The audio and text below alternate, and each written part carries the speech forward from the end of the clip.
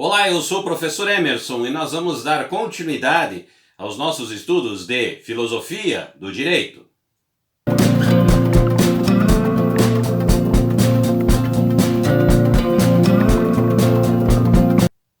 Prezados alunos, é um grande prazer estar aqui novamente com vocês e nós vamos então dar continuidade aos nossos estudos de Filosofia do Direito.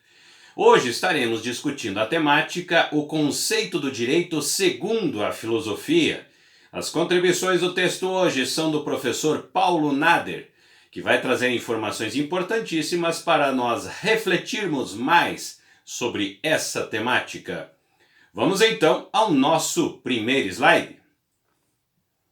Ao se posicionar diante de indagações relativas à efetividade, como as que envolvem os problemas de obrigatoriedade das leis injustas ou das leis em desuso, sem prévia convicção do que seja direito.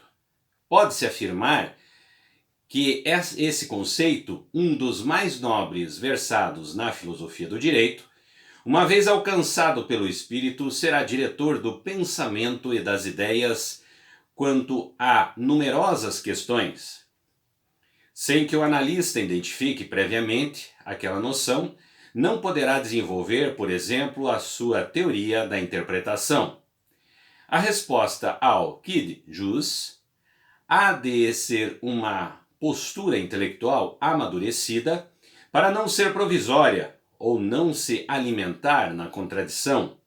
É que a coerência lógica do pensamento jurídico deve ser cultivada a partir de consonâncias com a noção de direito, que atua como uma espécie de norma constitucional para o jurista. Embora se possa buscar com empenho essa harmonia, a verdade é que a perfeição está por existir também nos domínios da filosofia do direito, onde, presumidamente, atuam espíritos lógicos. Quando tratamos dessa temática, é importante nós pensarmos que grande parte das teorias filosóficas, elas vão, em outras palavras, questionar a partir do processo da construção da razão, entendendo que o direito ele tem uma percepção extremamente importante dentro da sociedade, que é o processo regulador do comportamento das pessoas dentro desse meio. Assim, a filosofia do direito, ela vem, em outras palavras, analisar, questionar, discutir, interpretar grande parte de todo esse processo que ocorre a partir do direito com a sociedade, a partir do direito com relação às pessoas. Então esse processo ele passa a ser um processo questionador, um processo da racionalidade e do pensamento que vai, em outras palavras, analisar como efetivamente se constrói na prática o direito. Vamos então ao nosso próximo slide. O direito enquanto conceito é objeto em pensamento, enquanto definição é a divulgação de pensamento mediante palavras. O conceito pode ser expresso tanto pela definição como pelas formas desenvolvidas. Para a primeira, há regras técnicas ditadas pela lógica. Para a segunda, o espírito voa livre. O expositor pode limitar-se ao plano de ideias ou pretender descortinar determinadas concepções. Essa ordem de estudos é significativa, não apenas porque reúne um acervo de informações, mas porque contribui para uma tomada de opinião na medida em que oferece opções doutrinárias diferenciadas. Nenhuma outra ciência possui questionamento de ordem conceptual tão profunda quanto a do direito. Os juristas, por sua vez, recebem uma carga de influência das correntes filosóficas, fato esse natural, pois o direito se acha intimamente ligado à filosofia, atuando sobre o espírito ao norteador a conduta social. O direito ocupa-se de questões polêmicas que exigem reflexão e juízos de valor. Não há como se elaborar direito ou aplicá-lo sem filosofia. Aqui nós fazemos uma ligação extremamente importante, o processo da reflexão do direito e o processo da reflexão da filosofia. esses dois componentes que fazem parte desse contexto. Assim, discutir o direito, sem dúvida nenhuma, você precisa refletir, você precisa racionalizar grande parte das suas práticas, entendendo que a partir desse processo vai efetivamente construir um objeto, vai efetivamente entender esse objeto, vai efetivamente analisar esse objeto. Então são comportamentos extremamente importantes, que a partir desse processo da racionalidade da filosofia, nos traz diversos questionamentos e nos traz diversas reflexões sobre a ideia, sobre a prática, sobre a existência do direito. Vamos então ao nosso próximo slide. O espírito do jurista há de se estar receptivo à lei, mas ao mesmo tempo sensível à teleologia do direito.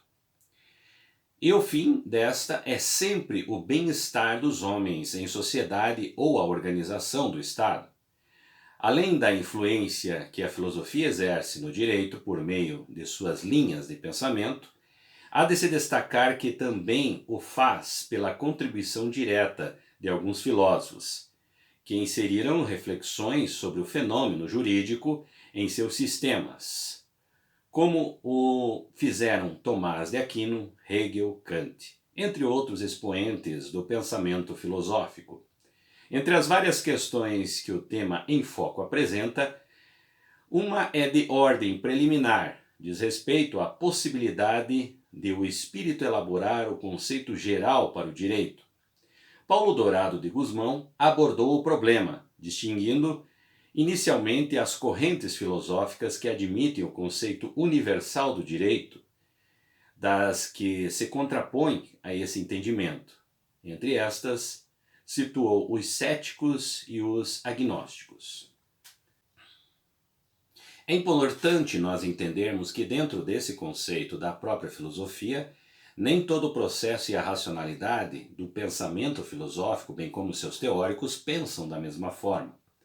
Existem divergências dentro dos pensamentos também dos teóricos da filosofia, entendendo que alguns vão efetivamente por um processo empírico, outros vão efetivamente por um processo prático que se faz diante de toda uma relação com o teórico.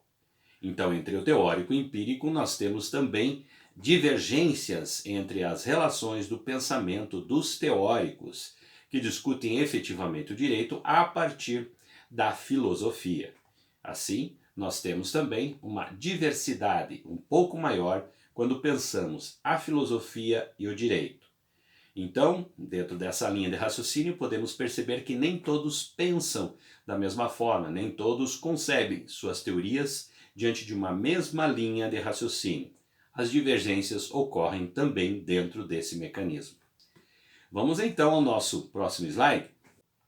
Na contraposição das doutrinas empiristas e racionalistas, Gustav Hadhusch aderiu às primeiras, sustentando a tese de que a noção do direito, que é geral, universal e necessária, deve ser alcançada dedutivamente da ideia do direito, de quem depende, e esta não seria outra senão a justiça. A existência de uma pluralidade de sistemas jurídicos, pensamos, não é um obstáculo para ser alcançado o conceito do direito. Este pode ser elaborado pelo filósofo do direito, a partir de sua experiência. Tanto o método indutivo quanto o dedutivo são valiosos nessa tarefa. Uma vez captados certos dados reais pela observação, poder-se-ão desenrolar operações dedutivas. A formulação de um conceito do jus exige a participação da experiência pelo fornecimento de elementos e os contributos da razão, pois esta generaliza e elabora sínteses. Não só o conceito do direito, mas o pensamento jurídico em geral é direcionado por essa metodologia. Diversas são as metodologias aplicadas aqui ao analisar o direito a partir do pensamento filosófico. Sem dúvida nenhuma, nós temos essas duas relações que eu apresentei a vocês, ou seja, entre o processo empirista e entre o processo racionalista. São duas linhas que pensam de forma diferenciada com relação ao direito, onde concebe-se efetivamente a ideia da teoria como uma prática mais importante e também se concebe efetivamente, por outro lado, o processo empírico que vai se construir a partir de toda a vivência e toda a prática construída no direito no seu cotidiano. Vamos então ao nosso próximo slide. Nos Estados democráticos, o direito se apresenta como instrumento da justiça e visa a proporcionar o bem-estar dos indivíduos, a inserção social, o progresso coletivo. Nos estados totalitários, constitui aparelho de dominação, no meio de efetivação ou permanência da ideologia institucionalizada. Neles, em primeiro lugar, o direito é posto na vanguarda dos interesses do Estado e de seus dirigentes. Preservada esta ordem de prioridades, tutela os valores privados, desde que compatíveis com os públicos. Robert Lira Filho atenta para uma contradição em que incidem os protagonistas dos estados totalitários, pois, quando lutam por transformações, só reclamam direitos, só pedem justiça, só postulam liberdades judicializadas e sonham tão só com outra ordem normativa na convivência humana. É impetuosa a convergência dos interesses entre o Estado e a sociedade. Os poderes constituem apenas instrumentos de formação de cumprimento da ordem jurídica substancialmente justa. É claro que aqui dentro desse processo nós teremos diversas vertentes, características diferenciadas da forma da aplicabilidade do governo, da forma do controle do governo. Sistemas totalitários, sem dúvida nenhuma, você tem uma referência muito mais forte a partir da aplicação da lei, a partir da respeitabilidade da lei. Pouco se discute com relação a direitos, se é que existe dentro desse espaço. Assim, nós podemos discutir aqui várias vertentes e análises de como efetivamente a filosofia analisa a prática do direito, como a filosofia entende esse processo. Por duas vertentes importantes, pelo processo empírico e pelo processo racionalista, pelo processo da experiência e pelo processo da constituição teórica diante de todo esse contexto que é relacionado, então, ao direito. A todos vocês, espero que tenha contribuído para conhecer um pouquinho mais sobre esse grande universo da análise da filosofia relacionada ao direito. Nos encontramos na nossa próxima aula.